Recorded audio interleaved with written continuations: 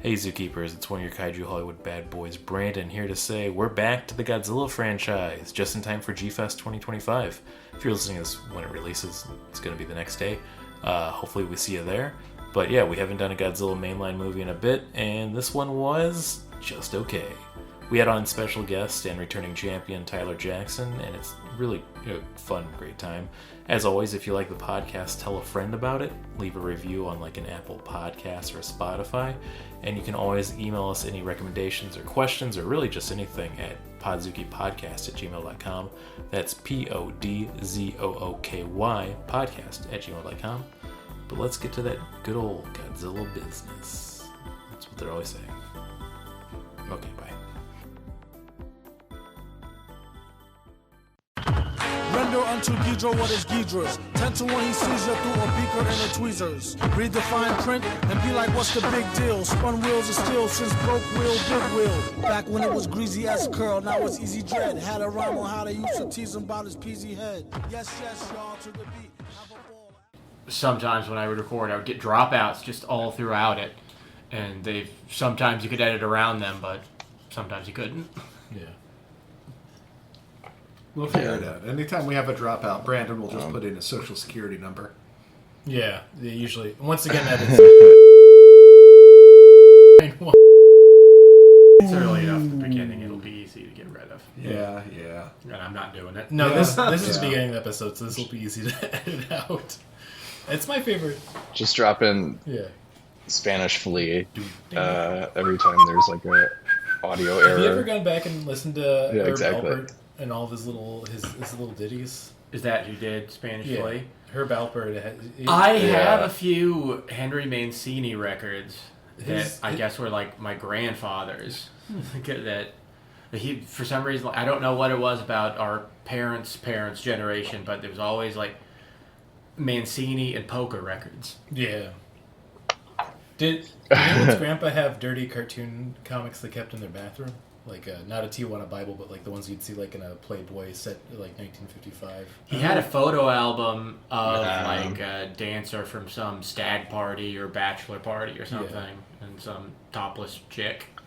My grandparents' bathroom was just like full of my grandmother's old Red Book magazines. Hell yeah. That's the one Bruce Willis. And like Women's Day. I just wanted to say that loud because I think it was like predestined that I'd enjoy hentai when I got older. Of like, I was kind of primed up from like dirty comics. From the I feel like I was like excited when I would finally get to see hentai. Like even before I saw, like I knew it existed before I saw it. You know what, kids these days, they don't even appreciate how easy it is to find a game that makes you come in 10 seconds. I had to work for it. I had to find Pachinko Sexy Reaction. Is that a real game? It absolutely is. Did I actually have that ROM? Absolutely. You had to play DN Angel and pretend that they get naked. And that also knows a real one out. You need to search that one. But I'll tell you what. When I was a kid, it took us way longer than 10 seconds to bust. 30, even up to 50 seconds some days. And I do it going up a hill of snow. We didn't have these fancy clean cotton T-shirts. Yeah. How do you all feel about generative AI pornography? I mean, I don't think any of us enjoy it, but it's when you see it grosser than regular pornography. Yeah, it has like a weird a weird like sleaze sheen to it. Like it's just like some pervert came and like rubbed it up real quick before you could look at it. I just hate that I try and stay off my phone as much as possible, but it's like pornography is the least gross thing that you can do with your phone now. Yeah. As far as everything else, I think it's actually next to God. I think it's kind of biblical. I hope my parents don't pick this episode to listen to.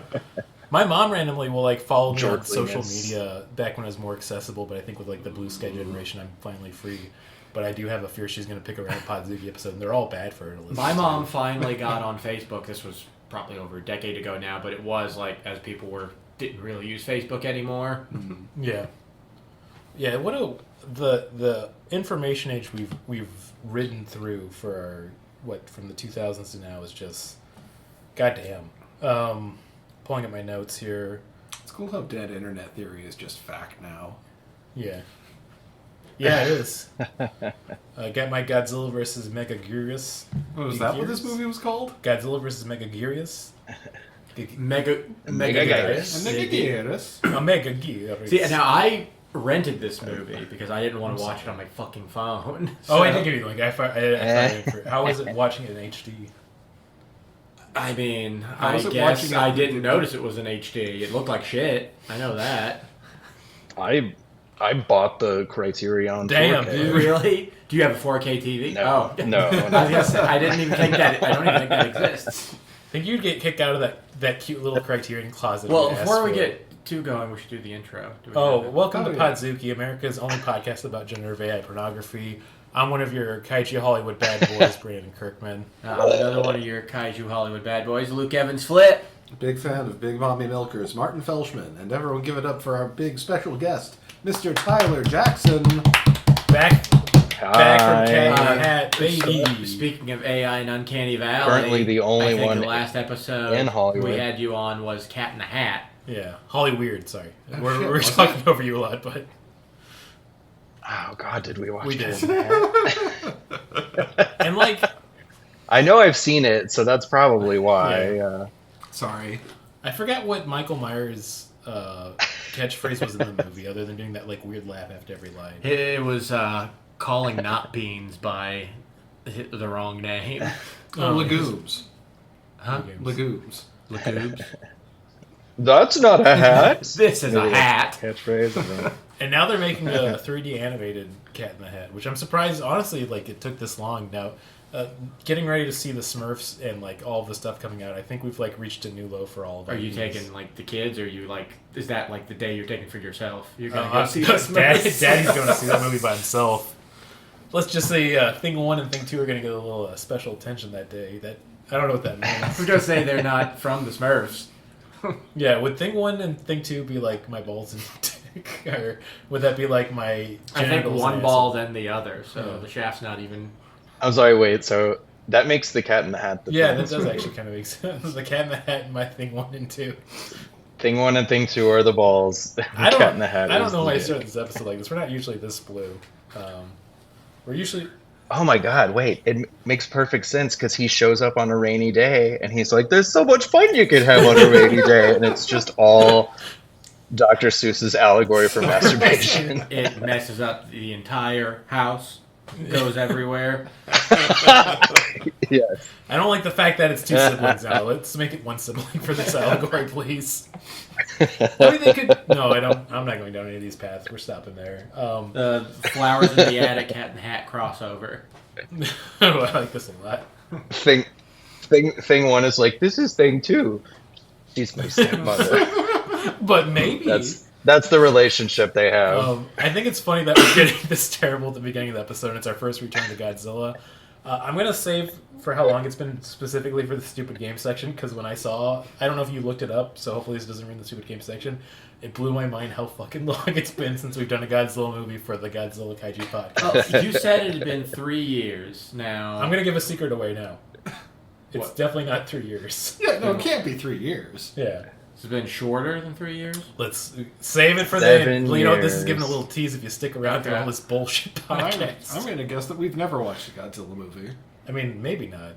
Well, anyway, yeah, we watched Godzilla vs. Megaguirus. Megaguirus. A Megaguirus. A Megaguirus. Megaguirus. Yeah, that probably makes more sense.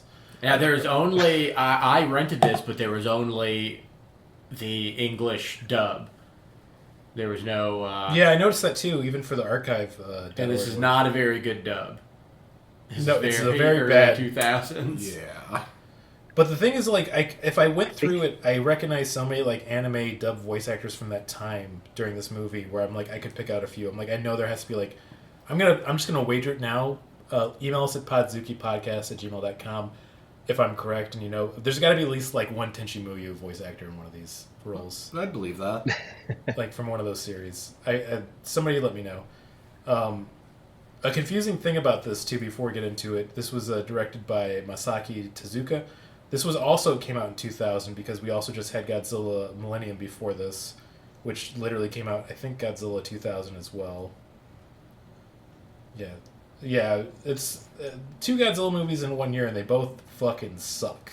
I hate to get into it and be so mean right away. And once again, we started this podcast because I I honestly do love Godzilla films. Like I do, but when they get to these low points in the franchise, it is like this is painful. Godzilla 2000 came out literally December 11th, 1999, and then Godzilla Megaguirus came out. We get the official release here for November 3rd, 2000. It's almost like a year apart. Wow. September 11th, 2001. Yeah. I think we get one around that time frame. So let me go see real quick here. This is definitely a time in the Japanese film industry when any movie I've seen, this Japanese movie around this time, looks kind of the same, like shit. Like the lighting is terrible. Oh, the CG is. I mean, really, I've talked about really these, bad CG, early CG. I've talked about this before, but I find really I've bad seen- CG charming for certain franchises, like for Tokusatsu with like Kamen Rider or Super Sentai. Like they have a dog shit budget, so it kind of. I love that they're working with it, but like they have no excuse at this point. I'm getting really excited because the next episode we do, or the next Godzilla, is the Godzilla, Mothra, and King Ghidorah, Giant Monsters All Out Attack. Ooh. Because it was released November 3rd, 2001. It's gonna have an interesting feeling to it. I feel like it's our first post 9/11 Godzilla movie. So I'm sorry, Tyler. I mean, to we've give you one watched the one Final before. Wars. Yeah, I guess we did do that. We've done a few too, like Godzilla -1. Oh, yeah. Okay, well, First time we've done one chronologically, there we go. Because we had you on for Cat in the Hat, we can actually ask you about some of your Godzilla movie memories and how you feel about it. Have you seen a lot of Godzilla, Tyler? I feel like maybe I was on like a really early episode with you guys, and we watched an older Godzilla shit, movie. I'm sure Yeah, you've that been on sounds right. several times, But- so I'm sure you've done a Godzilla movie But before. I definitely like watched them when I was younger for sure. I think like even at my preschool, like some kid really liked Godzilla, and so he brought VHS tapes and we would watch them. Oh, that's so tight. You know, I remember like Manila and King Ghidorah and Mechagodzilla. I remember seeing all those. And then yeah, I definitely saw Godzilla -1. I saw the minus color version. Fantastic. Yeah, I think it's got to be 5 stars. 5 stars. I think I'm safe enough when we first saw it. I'm like, this might be one of my favorites. I think with the passage of time and now almost like a year and a half since we did it, it's got to be my favorite Godzilla film. I feel like it caused me to tear up a lot.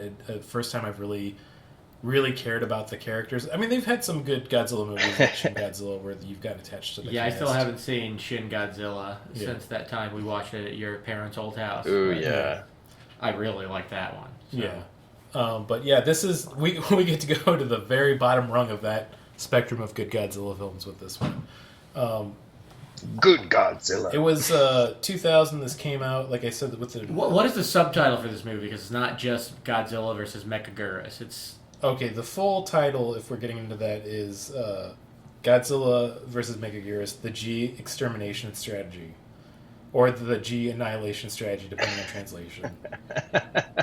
Like I said earlier, directed by Masaki Tezuka. It's one of his first films he's done for this one, and he'd go on to direct a few others after this as well. and this one only treats the first 2 original Godzillas as canon. Yes, basically. Yeah, so Godzilla raids again, and then so the main character, what's her name? I'll pull that up here real quick here. So, main character was, of course, Kiriko Sugimori. Kuriko. Yeah, we could go with Kiriko. Yeah, so she was there fighting Godzilla.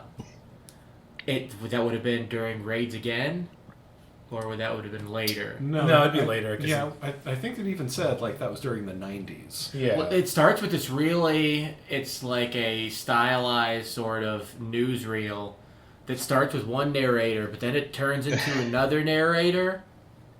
It is kind of like a Conor O'Malley video. Yeah. It's like the beginning of Watchmen. It was, yeah, stuff like that, where like a Mr. Show sketch where like, oh, it's one kind of newsreel, then it's another newsreel, but they only did it twice. They didn't do it a third time, so it's like, okay, I guess they were just trying to say that, oh, Godzilla came back again before this movie took place, but that way we can still have the original movies take place in the 50s and have Godzilla came back sometime in the 80s. It always reminds me of when one of our favorite things to talk about, the Robocop reshoots where they have the dick shooting scene. Mm-hmm. But watching the whole thing, there's one part when they're doing the newscast and it's just them all eating food at the same time. It kind of makes me think about that's the same care Yes. of like, people who cared about this and narrating this film in that newscaster at the beginning. Oh yeah, that's going to be my recommendation later. Yeah, it's such a good... God, I love that. I forget what the official title of that is. It's called Our Robocop Remake. I'll bring it up later. So basically this director, Masaki Tezuka, is going to go on to do Godzilla against Mechagodzilla, which if I correctly remember was actually kind of good. This film, not. I know we got to wait till the end, but like I was so bored watching this film. Well, Brandon, you didn't like his tiny microwave robots? No, and You didn't like the fact that he wears a Chicago Cubs hat all the time? Yeah. I mean, my notes are very sparse. Oh yeah, too. Kudo. Yeah, Kudos. kudos. Is that who you're talking about? Yeah. Yes, Mr. Thank You. I loved. Our scientist friend. Oh, I love his introduction scene where like he was doing a magic trick where he cooks curry on a spoon, but he was using these way more interesting nanobots. Yeah, why wouldn't you just show the robots? Like, kids would go apeshit for that. Why is he impressing children? Well, like the other main character, Kiriko, like he's doing the magic trick and she comes in and like reveals how he did the trick and all the kids are like, yeah, this is dumb, whatever. But how he did the trick is like so much more impressive than just a regular magic trick. Yeah, those tiny little robots look so toyetic. Yeah. There's a lot of stuff that I wonder how much merchandising there was, because there's even like the plane, and then there's the toy-sized version of the plane that they have, the remote control one. Yeah. The Godzilla search system, or whatever it was called. But I also want to say, Lady General, I'm probably going to end up calling her that a lot. It was her fault that her commanding officer got killed. Well, I mean, in the way that like she pushed her out of the way. But yeah, I guess because she was trying to shoot the bazooka off. Yeah, because she was like, no, I'm going to stay and fight Godzilla. Like, what the fuck are you going to do with one bazooka that everybody else hasn't already done? We've seen the little tanks with lasers in the back shoot Godzilla multiple times and do nothing. You think a little bazooka's going to do shit? Fuck you, lady. I did like a lot of the characters for the casting. It's just they didn't do anything with them. Like the one Professor Yoshizawa, she was played by Yuriko Hoshi. I said that really fucked up. Who's like a pretty famous actress that was in the Godzilla vs. Mothra and then also the Ghidorah films. She was the inventor of the Godzilla Annihilator, right? Yeah, basically. Which is... It shoots black holes, right? That's what it does. The big black hole gun. Yeah. I love, like, I get Godzilla's a problem, but a black hole gun seems kind of like overkill. Yeah, like I could potentially tear apart this side of the universe. Yeah, just to get this nothing can escape it. Yeah. I guess we could start getting into the summary of the movie. They introduce the character, like you said. Her commanding officer gets killed, and then basically she's like commanding officer and boyfriend. Yeah. I don't remember them saying that they were boyfriend and girlfriend. I don't believe until they show penetration, as I always say. Yeah. So, it's not official till penetration. And then my first note for this movie was, damn, Godzilla racist against energy. He hates the stuff. I guess the whole messaging of the story is that like, Godzilla and his origins in this movie are basically there's going off over trying to fight any power plants or power sources. So this whole convoluted story, which I think if they followed through it and did better world building would have been cool. But basically, like all plasma energy. Yeah, all of Japan outlaws like basically nuclear energy. They try to move to like a clean, efficient plasma energy. They move their capital back to Osaka, to Osaka, I should say, which is pretty cool. So that's like kind of all cool ideas, but they don't do shit with it. You know, it's like I feel like there's a lot of things in motion that really give me the vibe of they got a writer and a director and maybe a decent budget, and they're like, oh, okay, well, we're gonna actually cut down the shooting time for this in budget, so make deal. This story element screams to me that originally they heard that plasma TVs were a thing. They were like, okay, we're gonna have Godzilla jack a bunch of TVs, and then they learned, oh, it's not the right kind of plasma. Yeah, it's just. Godzilla craves LCD screens. The flatter the better, baby. Oh, you remember in the old Transformers cartoons when they would drink from the Energon cubes? Oh, it looks I so bet good. that's what like plasma would be like coming out of one of those old TVs. That shit looks so good. It did look He good. cracks it looked open like a beer can. Yeah. It looked like drinking whatever Rainbow Road's made out of. I also remember specifically in the Godzilla the Transformers animated movie from 1985 when Grimlock has a little snack he's giving to his friend that's like a little paper that comes out from this like dispenser. I want to eat that. I want to eat that cybernetic paper so bad. When I rented the Transformers movie as a kid, the tracking was fucked up on it, so I could only hear the audio. So, Damn. I don't think I watched all of it, but I might have listened to all of it.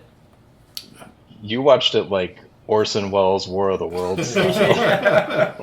Like, Oh, I bet he will love that. Yeah. I'm going to get you, Optimus Prime. I love to imagine that like he wore the Unicron hat when he was recording his lines, just taking it very seriously. Dressed up as I his only belly did this painted for the yellow. swag. Yeah. What he would. I mean, people talk about this as a common joke now, but he would have been such a great poster / hater online if he was still around. He would have just been so good at it. He would have made a great Macy's Thanksgiving Day parade balloon. But specifically, In like his the version Extras for the Fake group. outfit. Yeah, it'd have to be. He's just in message boards, like, just fillet my member, noob. The French. Getting into this too, they basically have this set up to have Kudos, enrolled in the G unit, as I call it. I wrote down what it was called. The G Graspers, The G which Graspers. makes me think of fondling. Yeah, Godzilla. they want to grasp that. How could you forget the Godzilla Graspers? Listen, they're fucking. The most wonderful team name. This movie feels like they're fucking grasping for straws. Yeah. I also wrote that they should be called the Trauma Bonded G Unit. Just fun things like that. They basically kick it off. They set up all the story like they said. They move to clean energy. They're basically based in Osaka. They show this testing unit that they're trying to make the black hole to finally kill Godzilla off. They test it. And it doesn't. They create a wormhole, but they're not at all concerned or interested in it. Yeah. After it creates a wormhole, like they didn't even check the site afterwards when they have the kid who's wandering around named June that finds basically a big old gross slimy egg. And we all know where this is going. Like once again, well, it's so weird that a prehistoric dragonfly comes out of the wormhole, then lays an egg, and then goes back immediately. Goes back in. Yeah, that's so. This movie sets things up just so they can have them as a conflict. Yeah. And if anything, if you Can I mention how ridiculous it is to test your black hole gun on a working elementary school? They did it onto the school. I remember that they were. Yeah. It's just they blew up that little kid's school. I guess like they're trying to model like the future Trump administration, how they kind of operate. Also, I just find it upsetting. If it's a wormhole, a worm should be coming out of it. I mean, not a dragonfly. That's just me, a purist. If it's a wormhole, worm shit should be coming out of it. Nice. Ooh, I mean that wormhole, baby. Oh yeah, the little kid who you think's going to be important to the movie, but after he just facilitates Megaguirus. He sort of is, and I think he literally just takes the egg. Yeah. To Osaka. Is that where the... Yeah, they go back. He basically moves to Osaka, but it's supposed to be like Tokyo because of the modern day switches. And once again, this is kind of a cool idea they do nothing with. But he notices the egg's getting really sticky and slimy. He's like, I gotta get rid of this shit. And throws it down the sewer. And I'm like, that's kind of the most believable part of this film for like kid logic. If only they'd had like a rat sensei, they would have grown up to fight crime. This is why it's important to have role models. Go ahead. I didn't understand how once the egg started spawning in the sewer, why did that make the city flood?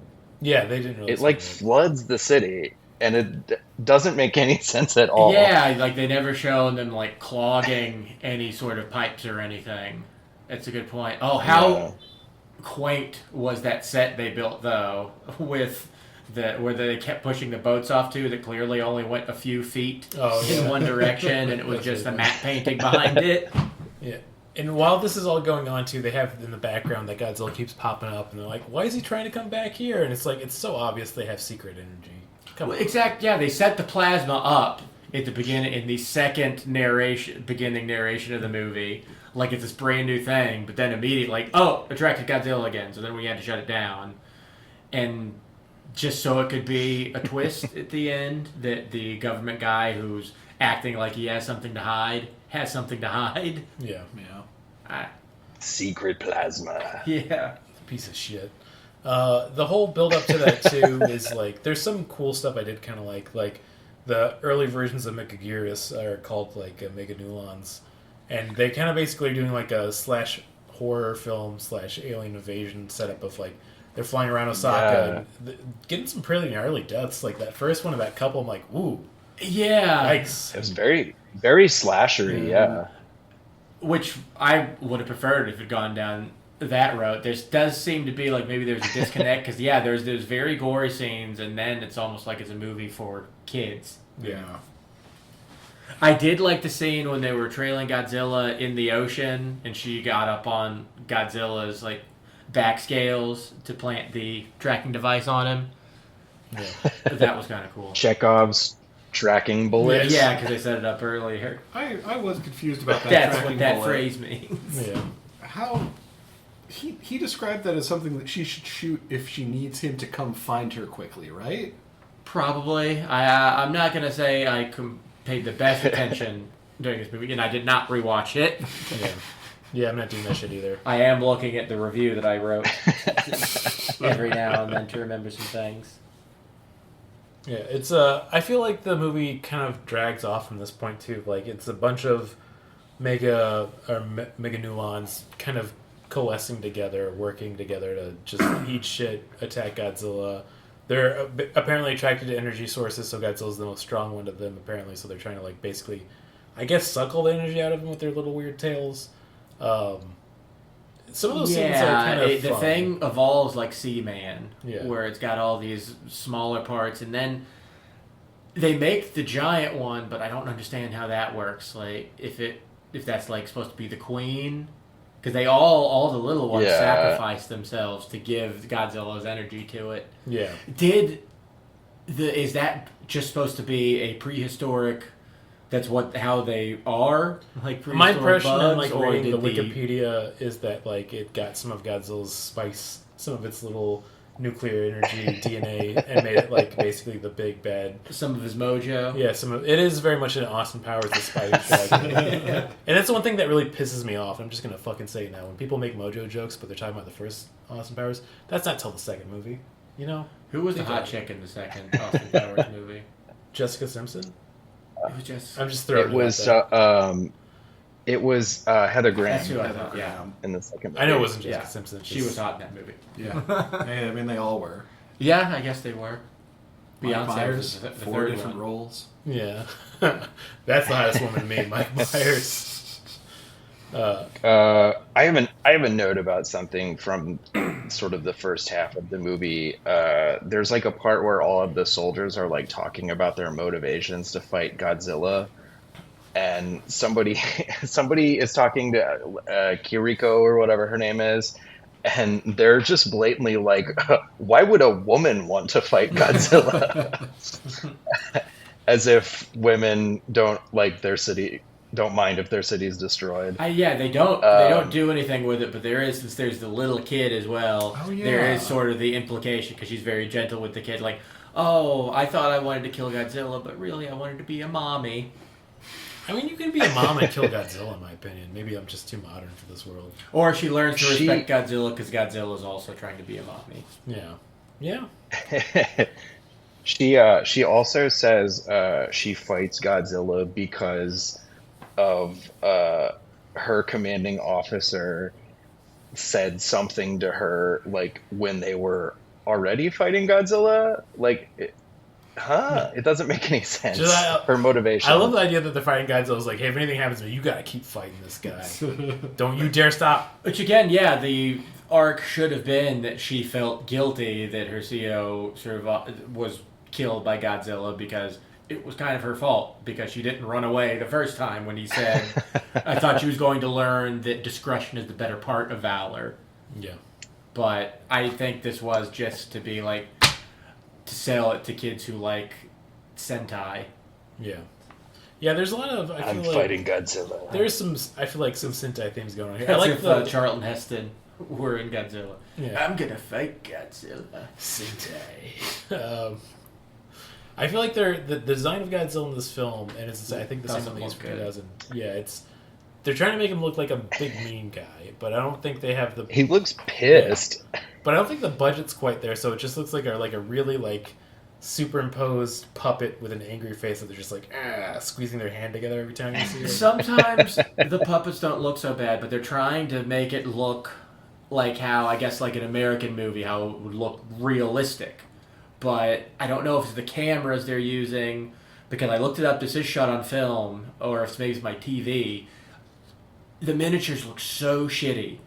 There's an early on scene where like it's the attack of Godzilla with Kiriko and the general who's gonna die, where there's an alley where like Godzilla stomps and some trash cans fall over, but they're so clearly like little toy trash cans that you like put in a dollhouse. Yeah. And anytime it's a miniature, it looks like that.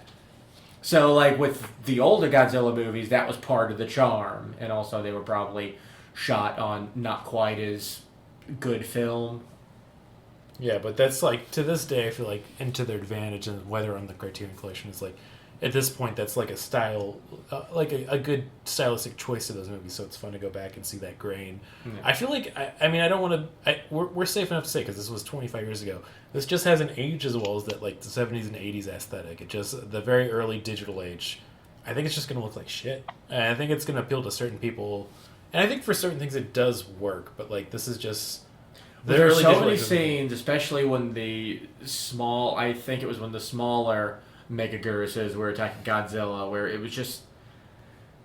They were it was like Photoshop, like something out of Tim and Eric, where they were just moving the asset around in the computer. It's like Birdemic level. Yeah, we're like, oh, even back then, there's no way it looked good. Yeah, I call that making tanks. No, this is some reboot ass level CGI for sure. And yeah, you get those kills early on, which you see they're actual puppets, so you start thinking like, oh, maybe it's gonna be pretty good.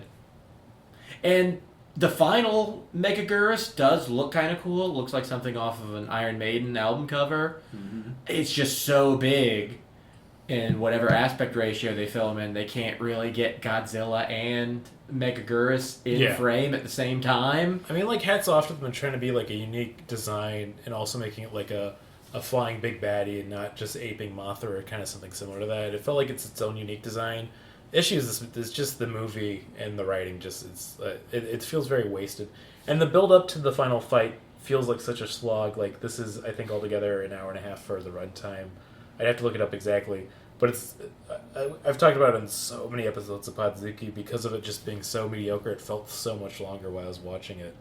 I feel like I could have watched Santa Jaws twice in the time we watched this movie. 105 minutes, so we're looking at an hour and 45 basically. God damn. There is like once the fight between Godzilla and Megaguirus ends, I looked at the runtime and I was like, oh, there's still 15 minutes of epilogue left to this movie. It does go for a while afterwards, which is a very annoying thing with this film of like, I don't know what they're trying to get, but they have that whole scene of basically like with Godzilla after he's, deleted by the black hole, basically, and then, like, talking to their one commanding officer, like, you hid energy from him. He's like, and I thought I was going to get away with it. Just, the worst. Well, Godzilla kills Megaguirus. Yeah, of course. Right. Yeah. How do they kill it? I don't... It's like trying to do something silly with its stinger. Don't put your stinger in Godzilla's mouth. He's going to grab that and rip it off. It's trying to face Godzilla. Okay, I didn't want to be the guy to say. It is. There is one scene when the Megaguirus' stinger goes and like right the crotch of Godzilla, and it is very weird because like, okay, you couldn't have had it go just or up a little bit further, it literally is right where it even looks like it has like a foam vagina shape. Or it's right like, where the cut to one of the guys and be like, hits "Oh my it. god, they're docking." Just what do you do? There should just be one Godzilla movie where Godzilla and one of the monsters start fucking, and everyone watching is like, "Ugh." That's an Easter egg. Docking is mentioned in every Godzilla movie at least once. It's like Seinfeld and Superman. Since Godzilla raids again, I kind of. Let's go to the Seinfeld theory real quick. Just having the shot of the statue, I think, in any episode, I would count that. How do you feel? I mean, sure. I honestly don't know. People say that the Seinfeld thing is true, so I assume it's true. I don't care enough to go and look. Yeah. Wait, what is this? That Superman's mentioned or seen in every single episode of Seinfeld. I don't give a shit about that, but I am looking forward to the new Superman movie coming out July 11th. July 11th. God's favorite holiday. Thank you, James Gunn. I got my ticket. Hell yeah. I'm probably going to wait until next week and see a matinee. Yeah, I want to see it with less crowds. Yeah. Yeah, agreed. Could probably just walk over from G-Fest and go see it. Oh, that sounds like fun. Yeah. I'm going to get this episode, I think, out right on Thursday before G-Fest. If I can get it done tomorrow, but we'll see. If not, a lot of people from G-Fest, if they show up for the panel, are going to come to this for their first episode and be like, I guess I kind of expected this after hearing them talk about cum for an hour. I can't believe the 10 a.m. panel at a Godzilla convention wasn't up to par. Yeah. Yeah, we always say Nah, quantity over quality is the Podzooky motto. Hey, as long as we don't get paid. If they even try and give me any money, I will be so I'll pissed start off. screaming. I will start screaming the whole panel. Even if it's just to reimburse my ticket. Yeah. G-Fest had us back next year. I have some questions about the ending of this movie. Yeah, let's get into it. Oh yeah, shoot. Me too. What happened? Number one being, oh yeah, what? Number one being like once they realized that Megaguirus like came through the black hole after they tested it the first time, they keep using it, like with not a single thought that something else or another Megaguirus could come through. Yeah. Which is ridiculous. Well, my mentality for that is they're thinking, like, well, this time we're going to do it right. This time we're going to get it correct. This is going to be the right egg that we need. We switched the input and the output cords. This time the black hole's real, but there's no time travel because we did it right. Yeah, they don't explain a lot in this film, and I think props to them because then it avoids like with the usual plot holes that would kind of pop up with things of like, just don't address it or else don't start thinking about it. You can't have plot holes if you don't have a plot. Yeah, that's true. Well, then the whole ending revolves around the black hole gun satellite running out of gas and falling out of space, which is not how satellites work. We all know you gotta have a little gas to stay up there, so just a little bit. Yeah, what was Kudo doing? Because he had been injured earlier, but they made a big show of him coming back even though his arm was hurt in a sling. It's like a Jurassic assistant. Park thing. Yeah, it's like a Jurassic Park thing where like it can only be operated from like his operating system that's got the little lady cartoon. that's like Yeah. Virtuosity. Yeah, it's once again kudos being added to this. I thought he was going to be like kind of like a, in the seat of like he's the new character added, so you can follow and see what's going on. Oh fuck! They took Kudo's little computer assistant and used that as inspiration for Singular Point. Yeah, I guess they did. I mean, it's not too crazy. I see that like kind of throughway for it. It's crazy they took something from this movie and made it better. Yeah. I mean, I don't know. At least this movie wasn't. How many hours did Singular Point end up being? I think it was only it was like 11 episodes. We watched the Godzilla Singular Point anime. It started off pretty strong, but it kind of detered at the end of it. I'll stand by the fact that I think it's better than this movie. Yeah, that's pretty easy to say. Also, I thought it'd been funny if they just had given the little cyber assistant that he made giant tits, because that would just at least been very funny to deal with. That would have been funny. Yeah. Have some balls, Japan. I mean, at this point, they're probably making Rouge the Bat right now for Sonic Adventure 2. Also, it'd have some tits, Japan. Yeah, just, come on, believe in yourself. I don't know where we're going with this or this episode or what I'm doing with my life. But Was there any other questions you had too that we could answer expertly? The Kiriko at the end, she gets Chun-Li's Street Fighter ending where she lets down her hair and she's like, "Now I can be a normal girl. The fighting is over."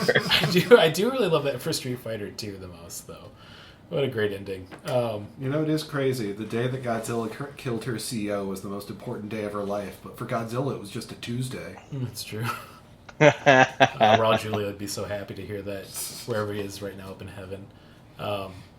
I feel like there should be more vengeance stories like the ending of Street Fighter 2, the Chun-Li, if you just kill the evil guy you're after, and you're like, well, I'm good. No lessons to be learned. Taxi Driver. Yeah, everything works out for him in then. Yeah. Yeah, this movie sucks. I hate it. Welcome to the Godzilla podcast where we love Godzilla. That's the thing is, like, before we get into the reviews, and we'll just dovetail on reviews from here. That's how that word says. I love this franchise once again, going back to it, and I think it's when we're getting to this point of we're in the 2000s and they're doing like the same storylines we would have seen in the 60s of like no new iterations or like kind of like changes on them. It's like you got to do something, like either do it like really well or do something new, but just don't do the same thing again. Without any passion. Shame on you, Japan. Shame on you. Brandon, what do you want to give it out of 5 I'll give it dragonfly 3 out of 5. eggs? It's still a Godzilla film, so 3 out of 5. Damn. Okay. I'm just having fun with this one. 3 out of time traveling eggs, right? Yeah. Okay, 3 out of 5 time traveling eggs. So the egg was laid in the present, so or the future of 2011. Yeah, which is when the movie takes place. Oh yeah, you're done. Yeah, that's it. I don't need to think hard. I don't need to have intelligent to take on this movie. Yeah, it wasn't very good. I mean, it wasn't good at all.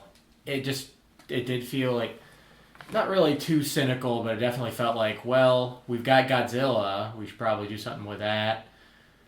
Make it geared towards kids, but then they probably got some filmmaker in there who was responsible for the more gory scenes. He wanted to get cute and do something. Yeah. That's what it feels like to me. It does feel like this is a movie that was made just because some pencil pushers were like, hey, we got this IP, here's some money so we can make some money off of this IP that people will go see just because it's Godzilla.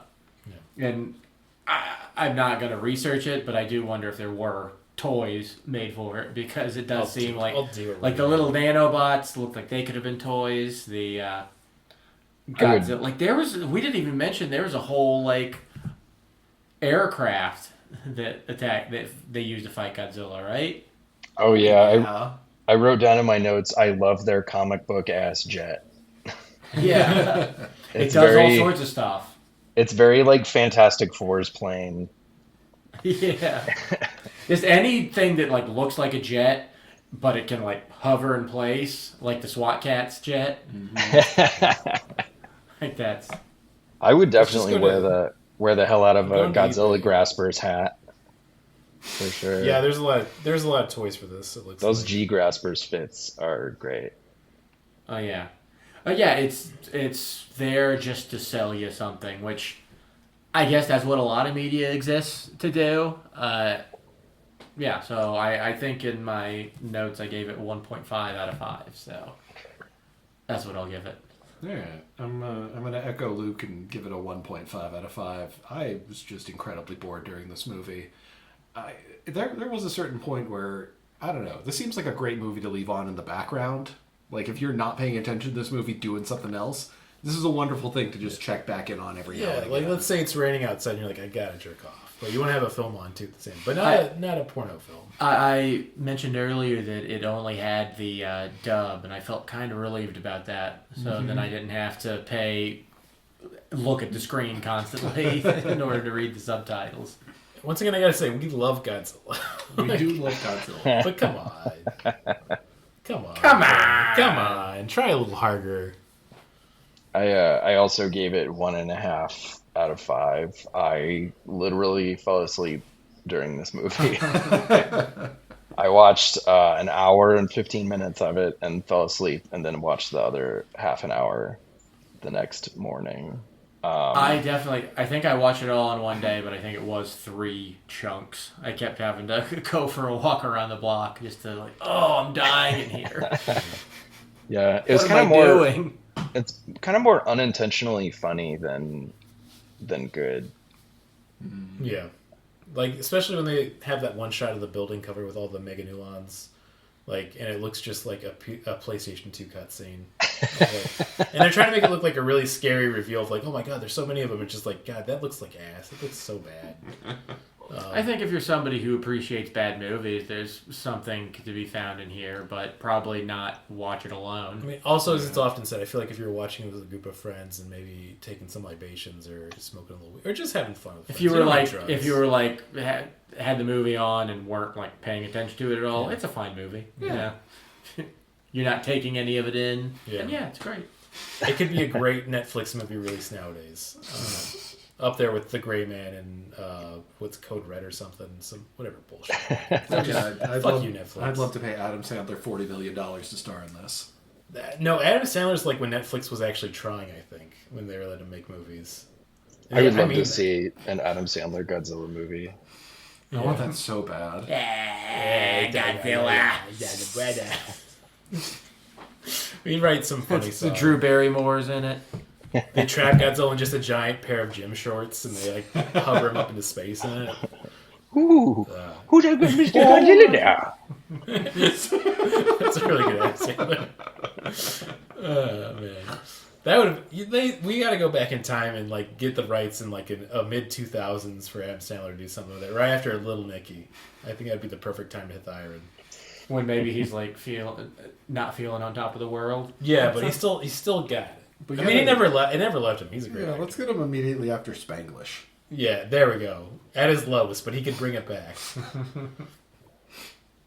Just, it'd be so funny. It's Uncut Gems is oh my god, he's back from all of his Godzilla movies that's been so successful and good. So he was in this reality, he was in a bunch of Godzilla movies. It was basically the Austin Powers of the late aughts instead of the early aughts. But with Godzilla. And also Beyonce was in one of them too. I don't know which one it would have been. One of them, he becomes Godzilla. Yeah. But man, he would be so silly. Okay, let's get to the stupid games section. Yeah. Quit playing stupid games. The stupid game section is all about our Godzilla podcast. I want to make it about us for once. So I'm going to let you all... What year did we last do a Godzilla film before Podzooky? Was it 2020, 2021, or 2022? There's no fucking way it's been since 2022. I'm going to guess 2020, because that's when we really started doing just whatever the fuck we wanted during the pandemic. Yeah. That's when we did Wishbone and God's Not Dead. Yeah. Wishbone's a kaiju. Wishbone episode is really fun. Go listen to that with Georgia Gove. It's a great one. I guess I'll go with 2022. Tyler, what are you feeling for us? Let's go 2020. Guys, it was 2021. 2021. Specifically, the last time we did a Godzilla 2000 film was all the way back with special guest Olivia Perry for Godzilla 2000, all the way on, October 29, 2021. Wow. October 29th, 2021. Also, Tyler, I did look up your first episode. You joined us, episode 12, Destroy All Monsters. Oh. The good Godzilla. Yeah. I always get confused because there's one that sounds like it's the name of the good Godzilla, but that's the one with Minya where it all might have been a dream. But then there's the one that's kind of like a documentary almost. Yeah. And once again, this is chronological, so don't email me. You guys did Godzilla -1. You guys did the Godzilla Legendary movies. Fuck you, fans. Fuck you for liking us and reaching out. Please do email us and tell us how much you like us, though. That'd really make us feel good. Once again, that's podzookipodcast@gmail.com. Okay, for the next question, if you have a suggestion of a movie, we'll do it. We did it the last time. We had somebody, was it Gore? What was the movie that we did because somebody emailed us? That was Gorgo. Gorgo. Sorry. Just having fun at this point. I wanted to pull up two. I'm just doing that for the silly game section. I didn't want to go too deep in it. You're also looking through it now. I can't do this anymore. No, I'm surprised it's been so long. I forgot we did Black Adam. That was a really funny episode with Dana Arden. That one was like some kind of milestone, wasn't it? The Rock is a kaiju. Yeah, that was episode 119. My favorite number. Yeah, we had that gross energy drink. Oh yeah, we had. It was the Rock's energy drink, but it was branded as Black Adam because. Yeah, that's it. It was Zola vitamin. Zoa. I love so energy gross. drinks. It was like pineapple, coconut. Specifically, we made sure that it was like kind of hot because it had been in your car when we drank it. Well, I didn't even I took a sip of it, but I had a can that I kept for a while that I tried to drink anyway. Like, might have been as far as a month later. It was just like the only thing I had other than tap water, and it was not very good. I had a couple of sips, and I was like, "Oh, this tastes like farts." So I put it down the drain. I was trying to go back to see if when we did Godzilla vs. Destroy It, but actually it's not going that far back on our website, so we don't gotta spend too much time on it. I feel like we can get to the next thing here after that. Well, also we could ask you how tall Steve Buscemi is. How tall do I think Steve Buscemi is? 5'7". Pretty good. That's pretty Pretty good. close. Pretty good. Is it 5'9"? Yeah, it's 5'9". 5'9", yeah, I think is what there was still some debate because sometimes it says 5'8", but I think 5'9" is probably more accurate. Yeah. He definitely. I feel like when people guess, they always go a little bit shorter, but he's an average height man. He's an average height man, and it's easy to remember. If you want to remember how long Steve Buscemi is, he's exactly 69 inches long. But I want to remember how wide he is. What's the girth on that Buscemi? Yeah, if anybody knows the girth on that Buscemi, please email us at podzookipodcast@gmail.com. We'll read it on air. We'll show the pictures if you have it too. I don't think there's anything wrong with that. I think we should get into the good old recommendations and plugs. And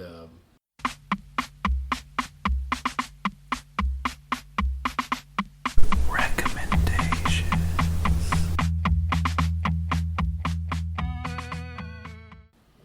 You know what, Martin? I think I'll let you kick it off for recommendations. All right, yeah, I recommend our Robocop remake. I think it was mid 2010s. A bunch of different filmmakers got together and they did a shot-for-shot remake of Robocop with various levels of production for each individual scene, and it's one of my favorite things ever. Trevor Moore is in there. He redid the scene where they're at like the liquor store.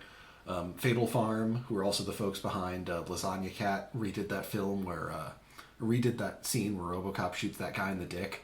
It's a fantastic film. I recommend the Fatal it. Farms one is the one that that's why I watched it. I mean, we watched it together before a Podzooky recording because I hadn't seen it years back, and I was in tears from watching it. It was the funniest thing I might have ever seen. I definitely think it's one of the funniest things I've ever seen. It's the hardest I've ever laughed at a video. Yeah, so good. God bless Fatal Farms. Also, check out Lasagna Cat if you haven't gone through all those. That's a treat. That's a full day commitment to videos, but it's a treat. Especially if you do the one where they had people call in with their sex life history. Oh yeah, sex survey. It's 6 hours long. Yeah, it's 6 hours long. You should do the full one. I called into it. Did they put it up there? Who knows? I didn't listen to the whole 6 hours to find out if they actually put mine in. I tapped out at, I think, 2 hours. Hey, Podzooky listeners, if anyone wants to listen to the entirety of Sex Survey history to see if Brandon's on it, reach out to us. Let me know. Or if you make up a good enough story, we probably won't check. Yeah. Once again, please email us at Podzooky. I guess you would remember what you wrote. Yeah. I didn't just make it up. Please don't. Do you have a... Oh no, that's the end of my recommendation. Okay. I'll recommend... I've watched so much friggin' YouTube lately. Recommend watching lots of YouTube. I mean, there's some creators who aren't like... It kind of sucks because like there are just so many people talking into a microphone who have terrible takes on everything. But I do like this one dude named Drew Gooden. Oh, I love Drew Gooden. Yeah, he's really good at sounding like John Mulaney. Yeah. So I enjoy that. He's just talks about kind of whatever he wants to talk about, but he's wholesome and fun, and yeah, his videos are short. They don't waste your time. I have kind of like probably watched all of them a couple of times now because it's something like I watched through one, then put it up in the background. But I think we talked about it on a previous episode too, but I always mention when they were talking about I, Tonya. It Only a Movie. It Only a Movie. Yeah. All the time. Yeah, he seems to... His relationship with his wife seems very wholesome and sweet. Him and his wife and their cats. Yeah. And Danny Gonzalez, too. Yeah. Yeah, I have nothing to plug. All right. I mean, I'll plug the usual Thirst for Adventure. We're the second Wednesday at Lincoln Lodge at 7 p.m. It's a great show, great time. Produced with Hobart Thompson and a few other alumni that have been on this one. This will come out in time too. We're actually doing Gen Con, but we sold out the show, so we're fucking cool. You can't be there. Even if you're there, don't try to get in. If you come up and try to get in, I'm gonna fight you. I will fight you with my fist. I will kill you if you try. No, actually, do come up and I'll probably try to get you in. I don't know if anybody would actually hear this and be at Gen Con though. But we have like 100 subscribers. One of them could be going to Gen Con. Yeah. I won't fight you. I'm sorry. I don't know why I'm being so aggressive this episode. I think there's something with me that's wrong mentally that I need to get fixed. But we'll get there eventually. For recommendations, I feel like there's a new season of Ultraman Omega. It's simulcasting off YouTube from Subaria Productions. It's only one episode, and it seems pretty cool. I love an Ultraman. If you want to see a franchise that's been going for a while, it knows how to do the same thing over and over again, but in a fun way that doesn't get boring. They seem to have a passion for what they do no matter what they're doing. Check out Ultraman. There's only a few bad Ultramans out there. Most of the Ultramans, they're great. That's what I got to say. What do you have for recommendations and plugs, Tyler? Plugs. My special that goes with my album, Hit Me, is on YouTube on Friday. So I guess that's the day after you're planning to put this out. So yeah, Hit Me on YouTube with cover art by Hollywood Kaiju bad boy Brandon Kirkman. Thank you. It's really fun doing that because also and then for recommendation, how about I recommend the book Strange Pictures by Uketsu. It's a Japanese horror mystery novel that revolves around kind of people doing detective work on drawings. And there's lots of pictures and diagrams like throughout the book. It's really interesting and well done. Strange Pictures by Uketsu. That's a good title. Yeah, I'll check that out. I feel like, there's an underappreciation of the modern horror novel. Is this a modern book or... I don't know when it came out. I just want to be like that guy saying like there's not a lot of modern... What was that? Like, it came out in 1975. Is it modern? Oh, yeah. I think the English translation came out earlier this year, and then they just released the translation of a second book called Strange Houses, I believe. Ooh. Okay, I'm going to have to check that out. I mean, like, I love a well-done horror film or collection. Like a David Mitchell, or of course going to the classics like a Stephen King or a Joe Hill, if you will, for Sons. If you like Sons writing horror. Yeah. Yeah. Mm-hmm. Yeah. I think we did everything we need to do. Yeah. We've been successful. Let's see, we did the stupid game section. Did the We stupid talked game about section. how much we dislike the movie. You know what we haven't done in a while is What's the Deal in that Kaiju? What's the deal with these kaiju? What's the deal with this Kaiju? What's the deal with these kaijus?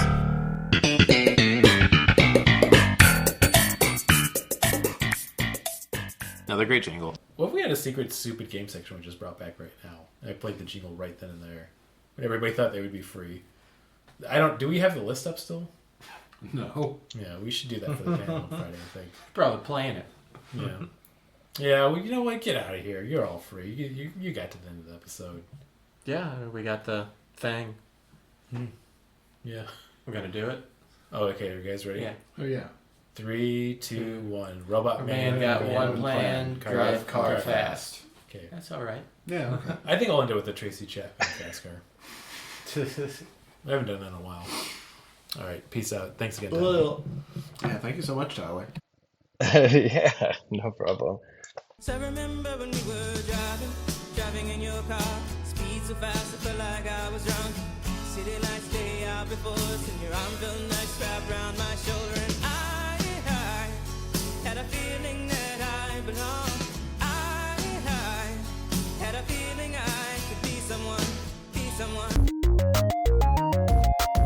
This show has been brought to you by Machine Culture.